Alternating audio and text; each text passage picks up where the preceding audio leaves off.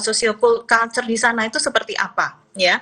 Kenapa dalam catatan kami di Ngada ini bukan kejadian pertama anak mengakhiri hidup, Tragedi kasus anak sekolah dasar diduga bunuh diri di NTT melalui Menteri Sekretaris Negara Prasetyo Hadi. Istana menyebut kasus ini jadi atensi Presiden.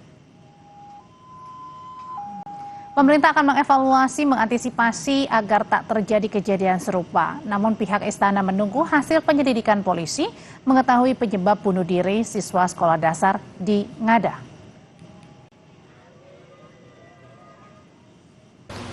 Kita sangat prihatin dengan adanya kejadian yang menimpa adik kita yang sudah barang tentu kita tidak menghendaki.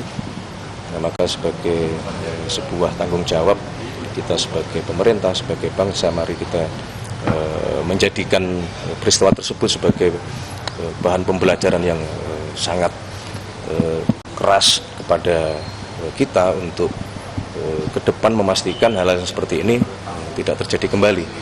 Tidak kalah pentingnya juga, ini juga alarm, warning buat kita untuk sekali lagi mari kita menumbuhkan rasa kepedulian sosial di antara kita semua gitu.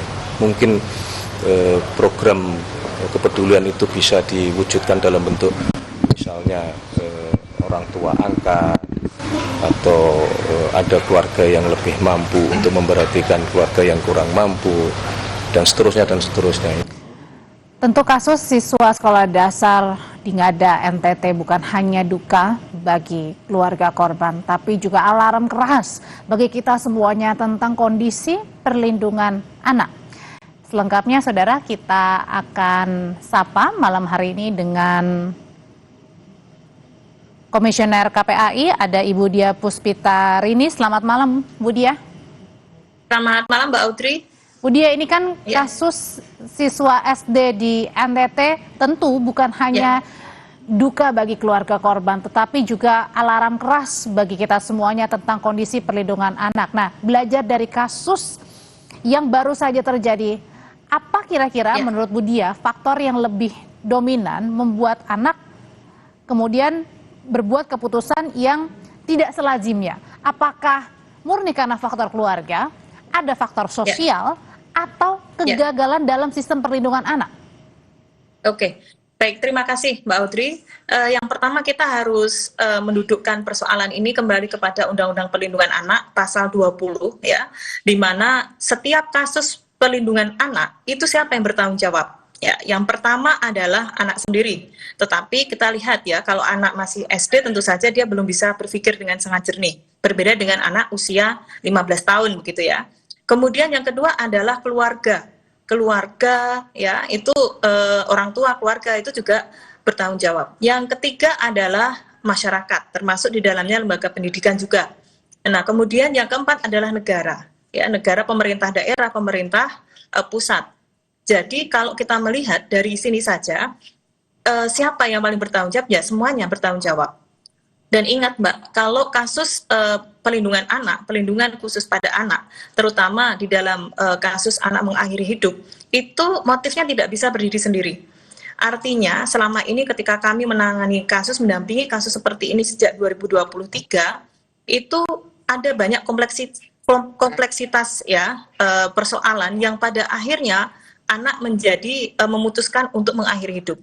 Data di KPAI Mbak, faktor yang mempengaruhi anak mengakhiri hidup itu yang pertama adalah bullying.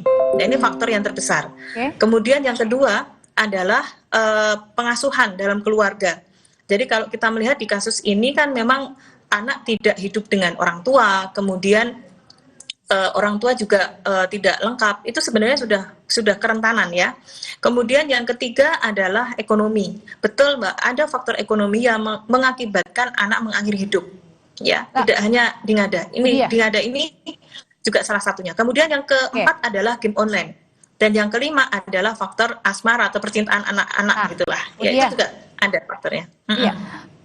Apa yang kira-kira membuat Bu Dia, tadi kan ada beberapa faktor gitu ya, tapi kemudian ketika anak memilih untuk mengakhiri hidupnya sendiri, ini apa yang di benak anak itu kira-kira Bu Dia?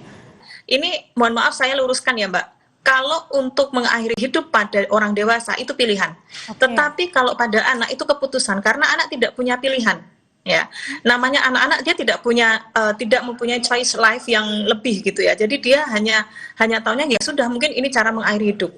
Nah, kemudian kenapa sampai anak memutuskan demikian? Ya, saya yakin ini kompleksitas persoalan yang kemudian dia merasa sedih, mungkin juga dia merasa terpojokkan sehingga pada akhirnya dia memutuskan demikian. Nah, faktor yang lain, mohon maaf, mungkin ini perlu kita perdalam lagi adalah culture di sana itu seperti apa, ya? Kenapa dalam catatan kami di Ngada ini bukan kejadian pertama anak mengakhiri hidup, Mbak. Oke, jadi artinya temuan dari KPAI ada juga anak-anak atau siswa di Ngada juga? Di Ngada, tahun yang lalu ada, Mbak. Apa temuannya? Iya, memang ada. Kalau yang tahun yang lalu itu mohon maaf lebih ke pelecehan seksual yang pada akhirnya memang keluarga ini dari keluarga miskin juga, Mbak. Dari keluarga miskin juga. Iya, pada akhirnya terus dia mengakhiri hidup dengan membakar diri. Ya. Nah, kemudian di tahun ini kejadian lagi begitu ya di Ngada. Nah, kalau melihat ini makanya tadi saya sampaikan culture masyarakat di sekitar itu bagaimana? Itu yang ingin sebenarnya saya highlight juga gitu loh. Setelah kami dalami lagi, oh ternyata ini kejadian ada. Bahkan di tahun 2023 juga ada, Mbak. Juga ada. Nah, sehingga kalau tiap tahun ada, ini kan ada persoalan. Ada pertanyaan kenapa ya? Mengapa gitu ya? Ya, mohon maaf sekali ini harus kami sampaikan, data di KPAI kami gitu ya, itu 2 provinsi dengan anak mengakhiri hidup tertinggi, yang paling tinggi adalah di NTT, kemudian yang kedua di Bali, Mbak. Nah, ini mungkin yang harus menjadi catatan kita, jangan sampai kejadian berulang. Dan kalau di NTT memang faktor ekonomi itu sangat kuat ya, Mbak, dari keluarga yang dari keluarga garis kemiskinannya ekstrim dan lain sebagainya, itu memang menjadi salah satu catatan tersendiri untuk kita. Nah, kalau tadi tercatat masuk dalam garis kemiskinan ekstrim, sehingga tadi kejadiannya mungkin dengan kasus atau latar belakangnya berbeda, tetapi kemudian untuk memilih keputusan yang berat itu dilakukan di Ngada. Apakah hal ini kemudian sudah pernah disampaikan oleh pemerintah kabupaten, pemerintah provinsi mengenai apa yang terjadi? Sudah, Mbak. Tahun yang lalu itu kami case conference kasus ya. Bahkan kami mengundang dari Polres juga. Dari unsur pemerintah daerah, organisasi pemerintah daerah, lintas organisasi pemerintah daerah sudah. Responnya? Dan bahkan ya ternyata terjadi lagi ya. Begitu. Nah, kemudian kami juga expose ya anak mengakhiri hidup ini di akhir tahun kemarin di dalam Rakornas KPAI bahwa kita tidak boleh menyepelekan, ini alarm yang kuat dan kita tidak melihat dari jumlah angka ya, jumlah angka. Kita melihat ini satu anak itu masa depan bangsa loh. Gitu ya. Jadi tidak bisa disamakan dengan jumlah angka, tetapi walaupun ada data angka, tetapi kita melihat lebih jauh bahwa ini adalah generasi bangsa yang meninggal dengan memutuskan untuk mengakhiri hidup dengan cara yang tragis gitu. Bu Dia, saya belum pernah ke Ngada, tapi kalau kita lihat apa yang terjadi pada saat baru-baru ini nampaknya antara satu rumah berjauhan ya dengan tetangga lainnya, tidak berdekatan begitu hidup tidak saling berdekatan antara satu rumah dengan rumah lainnya. Apakah kemudian ketika tadi sudah berbicara dengan pemerintah daerah, apakah ini juga kemudian ketika anak-anak mungkin merasa cemas, merasa bingung mau cerita, mau curhat ke siapa begitu, buntu, apakah karena faktor juga untuk mereka curhat tidak bisa, bingung mau kemana, ini yang juga akhirnya jadi pasrah anak-anak ini di sana? That's right, betul Mbak. Begitu kira-kira ya. Jadi kalau kemarin kami konfirmasi ketika case conference untuk yang kasus ini, yang terakhir ini, sebelum dulu kan juga udah pernah, tapi yang ini juga kami case conference kemarin, itu memang salah satunya kultur masyarakat di Ngada kan memang berbeda, begitu ya. Memang daerahnya agak jauh berjauhan dan lain sebagainya. Nah, artinya ini kan PR dari pemerintah, PR untuk pemerintah daerah mendata ya kerentanan warga. Itu yang sekali lagi kami sampaikan. Kerentanan itu keluarga yang rentan seperti apa? Lansia, kemudian dari keluarga yang tidak lengkap, single parent, kemudian miskin dan lain sebagainya. Kemudian di sekolah kami juga minta, Mbak.